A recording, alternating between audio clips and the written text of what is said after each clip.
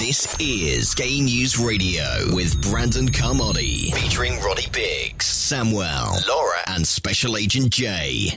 Our guest today on Gay News Radio is Jim Obergefell, the lead plaintiff from Obergefell v. Hodges.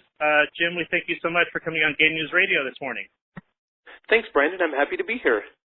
It's been 2 months since the historic Supreme Court ruling on Obergefell versus Hodges.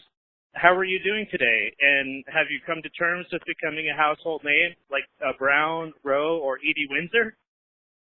Well, I'm doing well, thanks. I have to tell you, fighting for John and our marriage, it really helped me with my grieving process, and I know I'm in a better spot today than I would be if I hadn't had that opportunity, so I'm doing well. And no, I don't think I'm ever going to get used to becoming a household name. I hear those names, Brown, Roe, Edie Windsor, and I just don't feel like I belong in the same sentence with those names.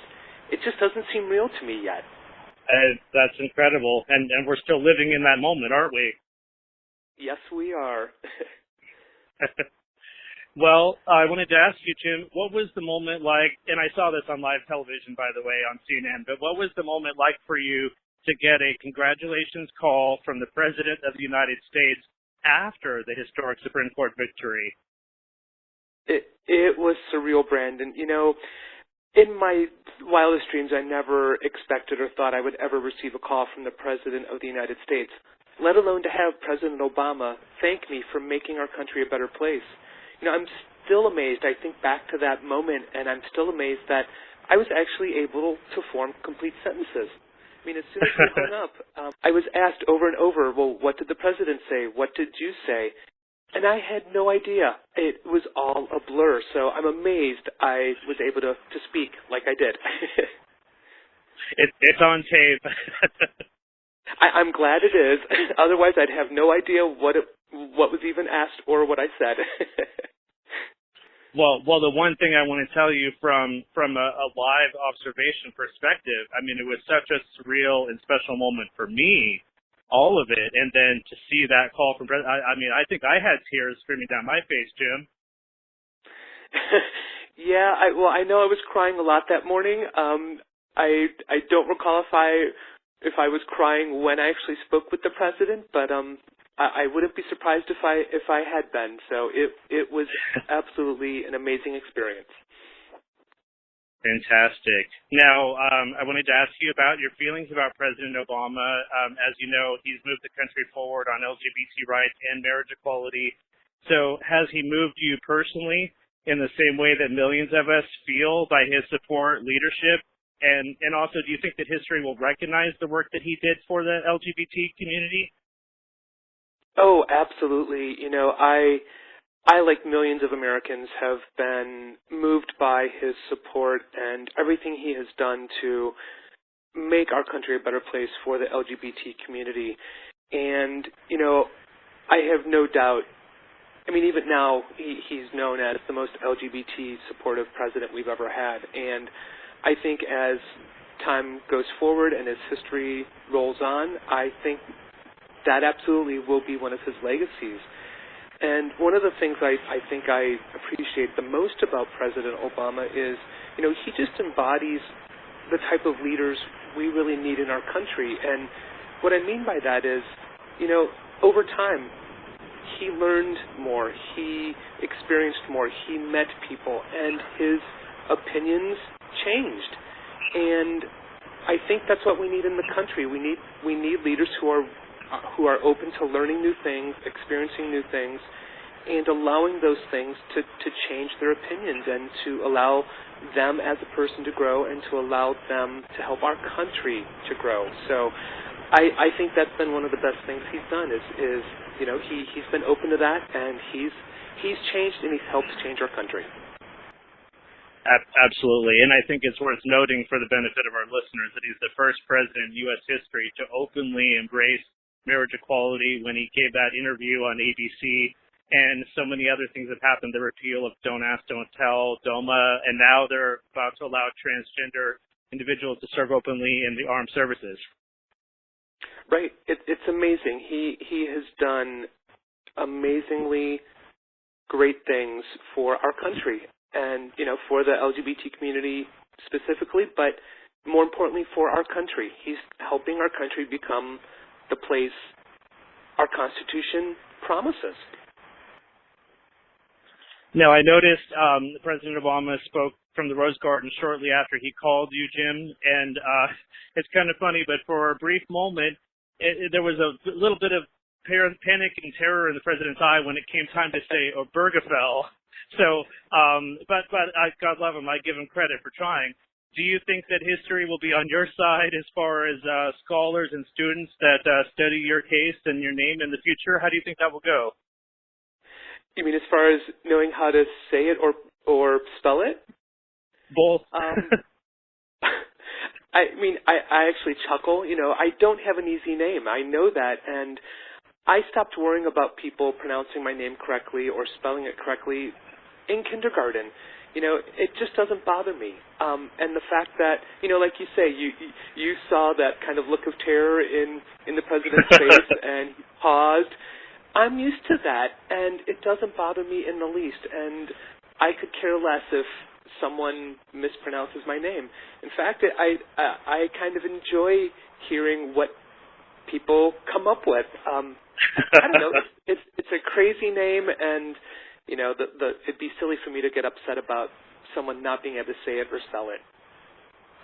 Well, I am so glad that you're good-spirited about that. That's great. Thank you, Jim. Now, some incredible things happened that day, but one of them was born on social media. So I wanted to ask you, what was your reaction to the hashtag #LoveWins, which nearly broke the internet that day? And do you feel that amazing outpouring of digital love that just caught fire on the internet, do you feel that is reflective of the many, many years of the LGBT struggle from Stonewall to now? Do you feel that was an amazing moment in social media? Oh, it was, no doubt. And I loved it. And for me, it's from a very personal point of view.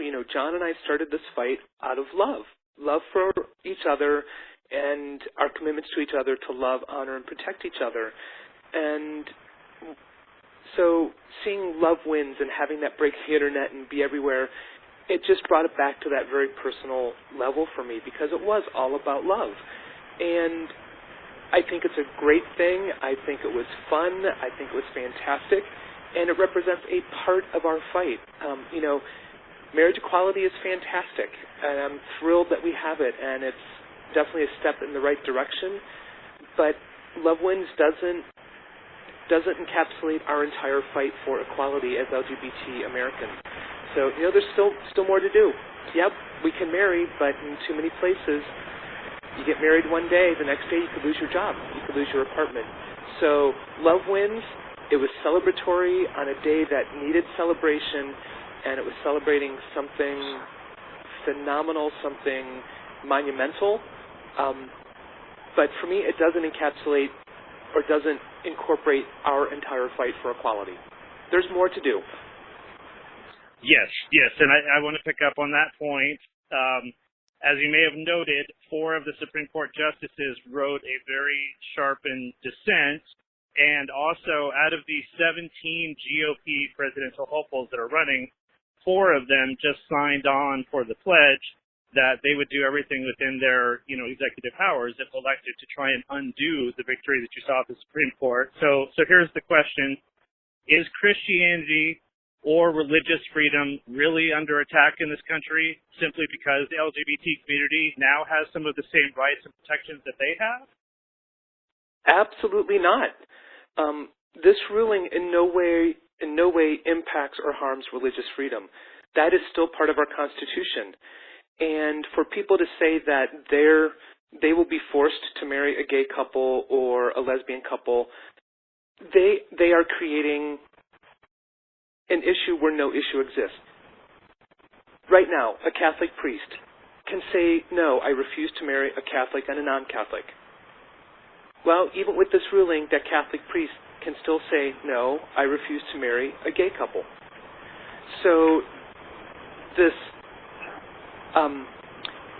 hoopla around religious freedom, it is a manufactured, artificial thing. Christianity is not under attack in America. What is under attack is inequality and citizens of the United States of America being treated as less than, as second-class citizens. That's what's under attack, and that's what should be under attack. Every American still has the ability to believe what they choose to believe, to worship the way they wish to worship. And this ruling in no way, shape, or form affects that. I think you summarized our whole fight right there. Very, very good. Now, I'm sure that you've seen, and we've all been seeing, dominating the news, a county clerk in Kentucky, which has been refusing to issue any marriage licenses since the day after Obergefell v. Hodges, named Kim Davis. Does Kim Davis's refusal to follow any court instructions, whether it be the lower court or Supreme Court, and issue same-sex marriage licenses, does any of what she's doing surprise or anger you? Well, I wish I could say it surprises me, but it doesn't. You know, I think we all expected a portion of our country to try anything they could to deny us the right to marry. That has clearly been stated is our right by the Supreme Court of the United States. So it doesn't surprise me. It angers me. I mean, it's absolutely clear what the courts are saying. Issue marriage licenses to all couples. Marriage is a civil right. We go to a courthouse to receive a government-issued marriage license, and that falls under the Constitution of the United States, and the Supreme Court has said we all deserve that right. So it angers me that government officials are refusing to do their job, refusing to do what they've sworn to do. True, and there's more than one. In this particular case, I believe I saw you refer to Kim Davis using the word martyr on Twitter.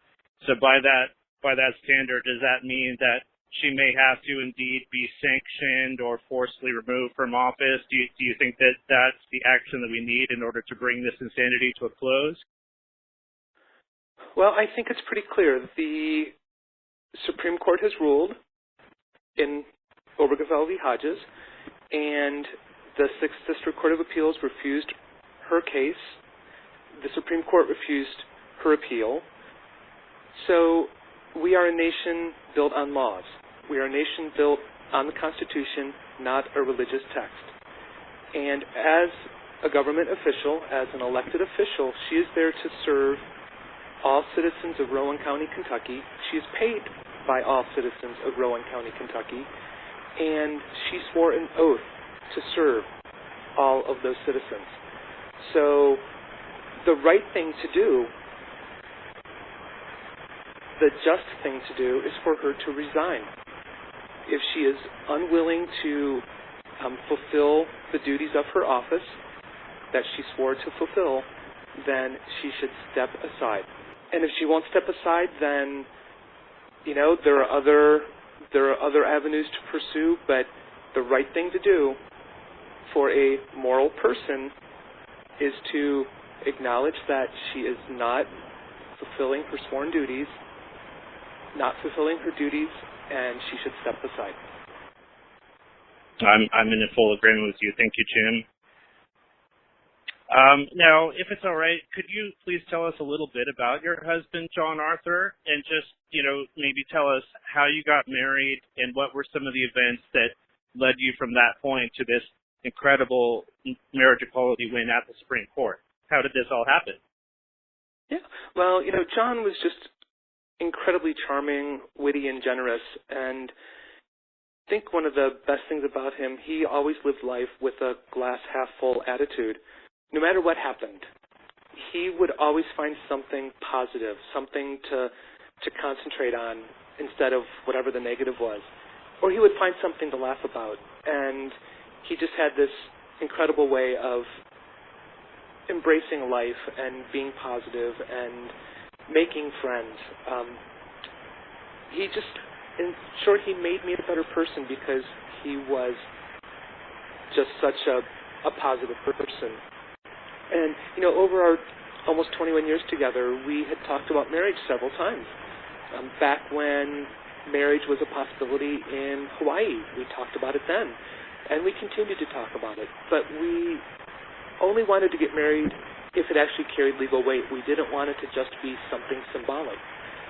So on June 26th of 2013, when the Windsor decision was announced, striking down parts of DOMA, I just leaned across, hugged him and kissed him and said, let's get married. And we decided to do that. Now, at the time, John was bedridden, dying of ALS, Lou Gehrig's disease, and he was in at-home hospice care. You know, we lived in Ohio. Well, I still live in Ohio, and yes. I couldn't just put John in his wheelchair and take him 6 blocks to the county courthouse for a marriage license because Ohio passed that constitutional amendment in 2004. Right. We had to go That's elsewhere. right. Yeah. So I started researching all of the states where we could marry, and finally settled on Maryland because Maryland allows one person to appear in person for the marriage license. Every other state required both people to appear in person. And with John's health, I just had to find ways that minimized the pain or the discomfort or just the complexity of making this happen. So I was able to fly to Maryland and get the marriage license, and then a few days later, we chartered a medical jet to fly to Maryland, and we landed on the tarmac. Parked on the tarmac at Baltimore Washington International Airport. John's Aunt Paulette was with us. She had told us years before if we ever had the chance to marry, she wanted to be the one to marry us. So she clicked ordain me on the internet, and she married us in the medical jet sitting on the tarmac. And we flew home. And that was all we wanted to do. That was all we were planning to do, simply get married. We had no other plans than that. We simply wanted to spend the rest of John's life, short though it might be, we wanted to spend the rest of our time together as husband and husband. And it wasn't until a couple days later that, through friends, we were introduced to a civil rights attorney. And Al, the civil rights attorney, pulled out a blank death certificate at our first meeting, and he said, now guys, I know you haven't thought about a death certificate because who thinks about a death certificate when you've just gotten married? Right. Do you realize when John dies, the state of Ohio will fill this out incorrectly. So John's last official record as a person will be wrong. And he pointed out that they would say on his death certificate that he was unmarried, and my name would not be there as surviving spouse. Wow. We hadn't thought about that. We knew Ohio had that law, but, we had no complete understanding of what that really meant, and we certainly never thought about it in the context of a death certificate. So to hear that, it broke our hearts. And then, honestly, we got pissed off. And we decided, no, we're not going to stand for this. It isn't right. It isn't just. So we filed suit. And we were the first case after DOMA, and we were the first to win after DOMA. We won on July 22nd, 2013. A federal judge ruled in our favor. And then, of course, later the state appealed, and our case was consolidated with 5 other cases from Ohio, Kentucky, Michigan, and Tennessee. And we lost at the Sixth Circuit Court of Appeals. But that was somewhat of a silver lining when that happened, even though it hurt and was painful. The silver lining was, we now have a split in the appeals courts, so maybe the Supreme Court will accept our appeal. And they did. And that's how we ended up where we are now. Yeah. No, that's incredible. And wasn't Governor John Kasich a factor in the case? Well, the governor as well as Attorney General Mike DeWine, they fought from the start. They just kept coming back to, the people of Ohio passed this, and marriage is just between a man and a woman. So they fought from the start. I wanted to ask you, that's incredible, by the way. I saw the wedding video. It was really remarkable, Jim. did you and John, in your discussions once you began a legal challenge, ever talk about or conceptualize this case landing before the Supreme Court, before those justices? Was that even a possibility in your minds? We never specifically talked about it. I know we both realized that, just I think we both remembered enough from, high school government class to know that that's where it could end up. And I think it might have even been mentioned at one point, we're filing in federal court and the end result could be the Supreme Court. But to be honest, Brandon, at that point in our lives, we were not thinking future. We were living in the moment because the future meant John's death. And so even though, on an intellectual level we knew that the Supreme Court was an eventual, could be the eventual possibility, we didn't think about it because it was much more important to us to, spend our days together and live in that moment and not think about the future. Oh, that's incredible. Now, and feel free to answer this if you're comfortable, but do you still talk to John?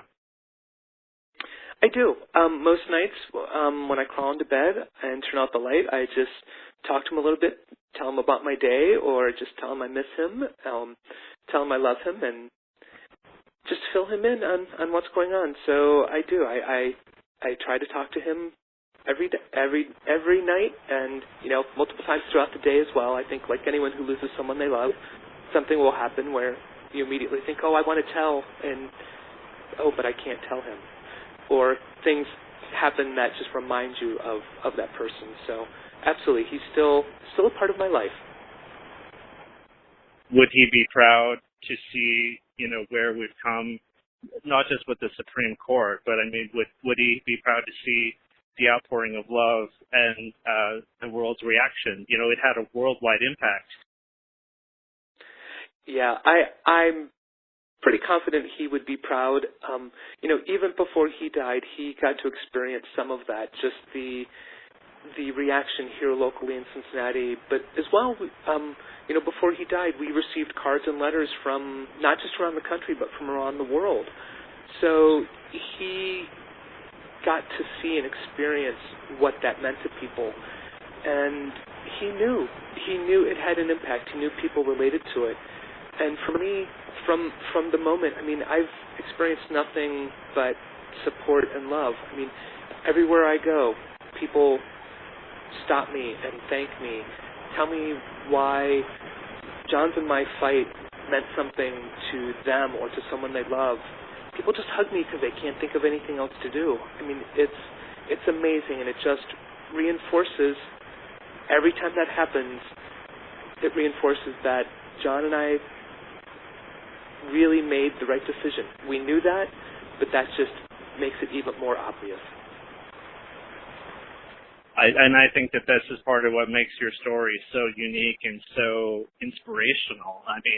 When I first started to learn who you were and what was happening, I couldn't believe, So I wanted to ask you about where you are now. Are you surrounded by friends and colleagues, and do you have a wealth of support from people in the LGBTQ community actively in your life? What's your current life like and your support system now? I can honestly say when, even before all of this happened and when we decided to file suit, we had a phenomenal support system in place, family and friends.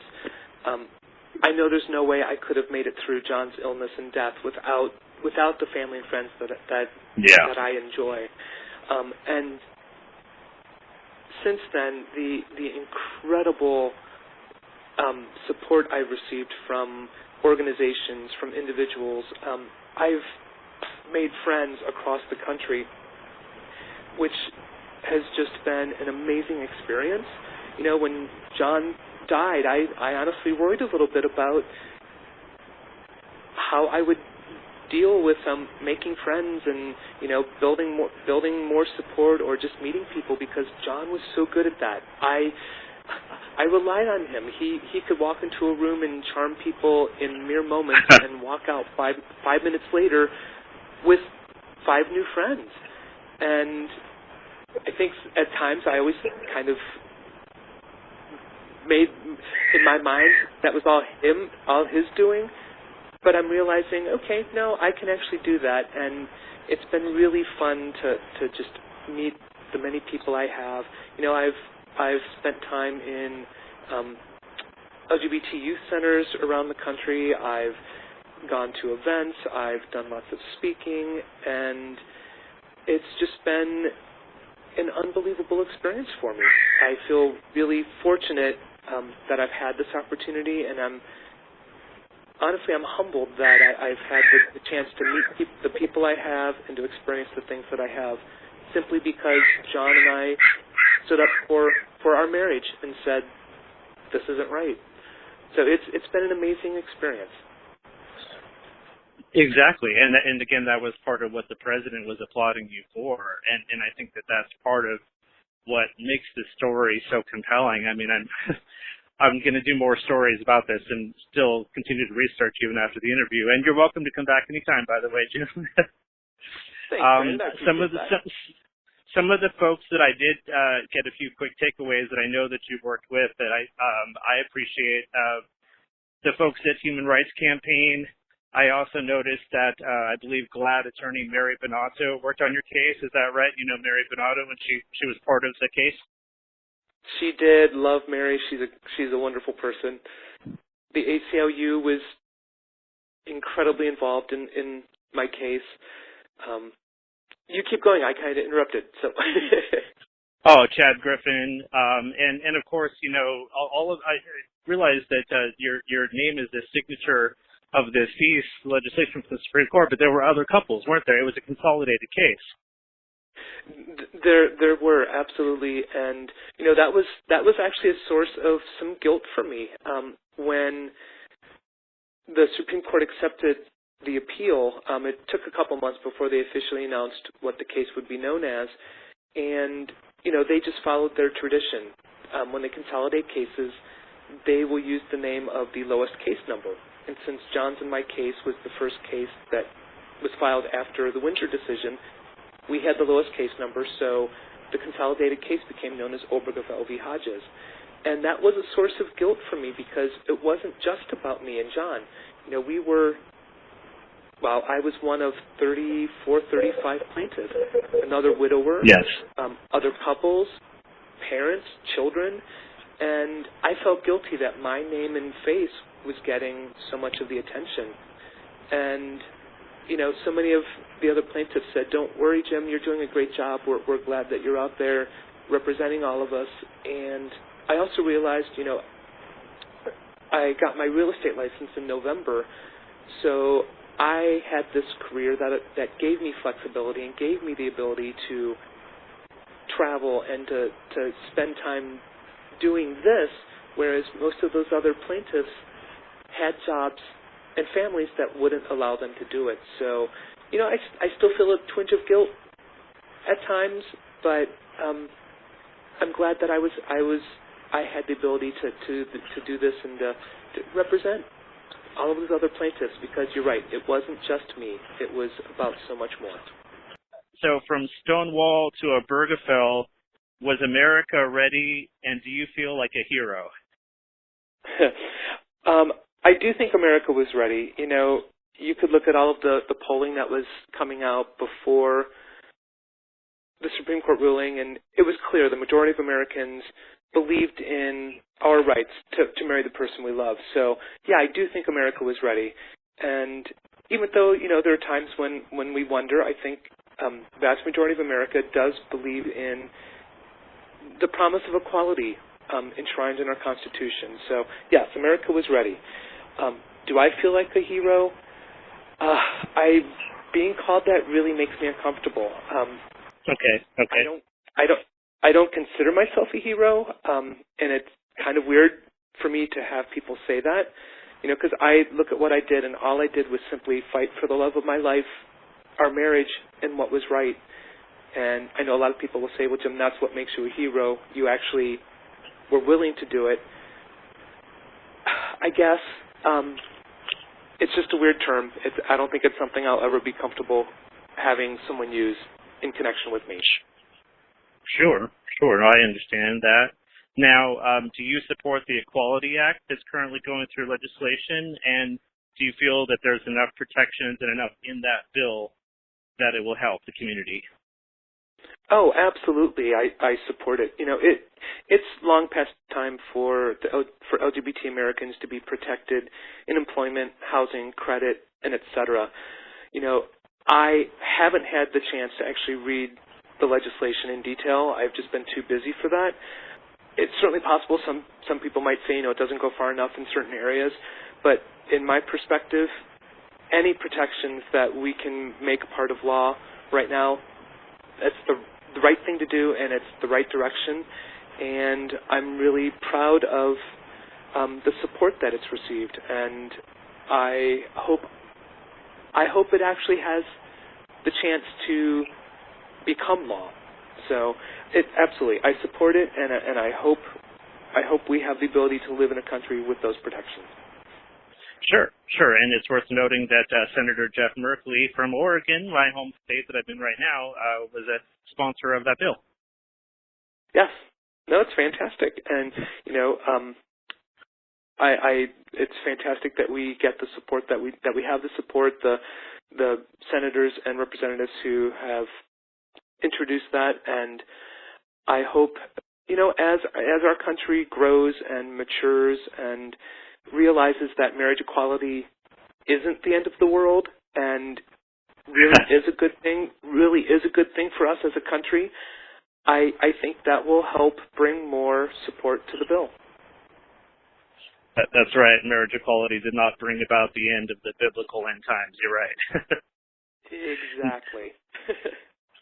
So, Laverne Cox says that we have a state of emergency and that we've had 19 transgender murders so far in 2015. It's kind of an epidemic. Is there anything that we can do to say that trans lives matter and shed more of a spotlight on this particular issue? Well, I think it comes down to every part of the LGBT community and our straight allies speaking up, being willing to stand up and say, you know what, this is an issue, this is an emergency. Our transgender brothers and sisters should have the ability and the right to live their lives authentically and be true to themselves and to live those lives without fearing for their lives. So, I'm happy to admit, I'm willing to admit I'm not as smart as a lot of other people. So as far as what are the things that we can do, what are other things we could try or implement to help move this forward, I don't have answers to that as of yet. But I think it comes down to right now, people need to stand up and say this isn't right. This has to end. And we need to work with our elected officials and to help move protections forward. And it's fantastic that we do have figures like Laverne Cox and Caitlyn Jenner who are there in the public eye, who are helping break down those stereotypes. For the gay community in general. I think gay rights have progressed as far as they have relatively quickly because we have come out. We have become real people instead of being that scary abstract idea that we were for so long. And That's right. It's easy for people to hate an abstract idea, but when they realize we're their family members, their friends, their coworkers, their neighbors, we become real, and people suddenly realize, you know what, they really aren't that different from me. They want to live their lives, they want to be authentic, they want to be true, and they want to live their lives with the same types of opportunities that I have. And I think, Caitlyn Jenner, Laverne Cox, they are playing such a vital role in breaking down those stereotypes and becoming a real person to so much of America. And I think that's a big part of what what will help change happen? I mean, it's what we experienced in, the gay community. We became real people, and they're doing a vital service for our society in general by being open and being in the public eye. The world watched as Diane Sawyer sat down with, 1976 Olympic decathlon winner Bruce Jenner, and he declared on national television that for all intents and purposes, I am a woman. And then we have this remarkable arrival of Caitlyn Jenner on the cover of Vanity Fair. And now there's a show, I Am Kate. Caitlyn Jenner is also the recipient of the Arthur Ashe Courage Award and meeting with LGBT youth. So is Caitlyn Jenner the real deal? Is Caitlyn Jenner a positive and vital role for our community? Oh, absolutely. I can't fathom the amount of courage it took for Caitlyn to do that, and to do that in such a public way. I think about my life over the past 2 years, well, really since I came out in 1992. For the vast majority of that, John and I, we were open, but we weren't open in this incredibly public way, in the public eye. And to suddenly do that for us when we filed suit, it took a little bit of courage, and it was somewhat scary. So I can't fathom what it took for Caitlyn to do that. And I don't watch reality television in general, so I have not watched her show.